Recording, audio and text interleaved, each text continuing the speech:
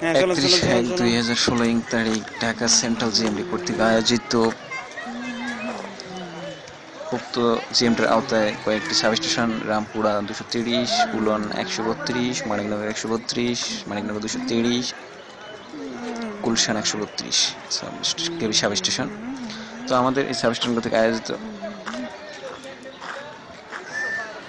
আলোচনা সভায় যে প্লেসটি ঠিক করা সেটা হচ্ছে নারায়ণগঞ্জের সোনারগাঁ জাদুঘর।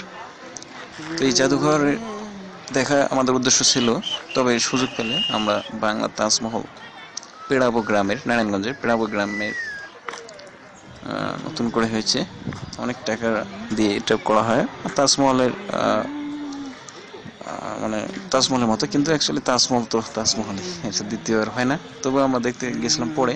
তবে আপনারা এই ভিডিওতে শুধুমাত্র নারায়ণগঞ্জের সোনারগাঁ উপজেলার পুরাতন ঐতিহ্য ছিল, এটাকে এখন সংস্কার করা হচ্ছে। এবং নারায়ণগঞ্জের লোকশিল্প জাদুঘরটি মূলত ৩ তলা বিশিষ্ট।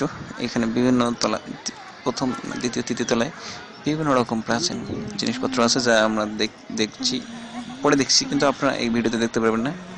এই ভিডিওতে শুধুমাত্র নারায়ণগঞ্জ সোনারগাঁ জাদুঘর এর সামনে ফ্রন্ট সাইডে যে অংশটুকু, এটুকু দেখা যাচ্ছে।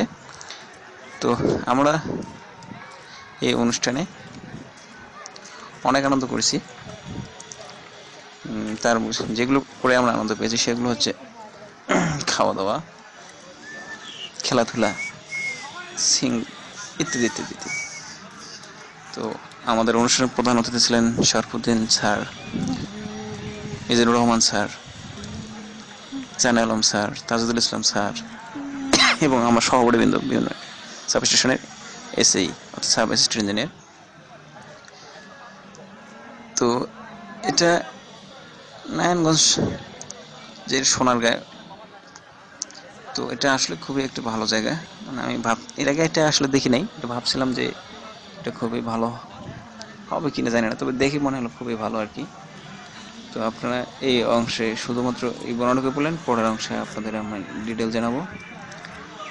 তো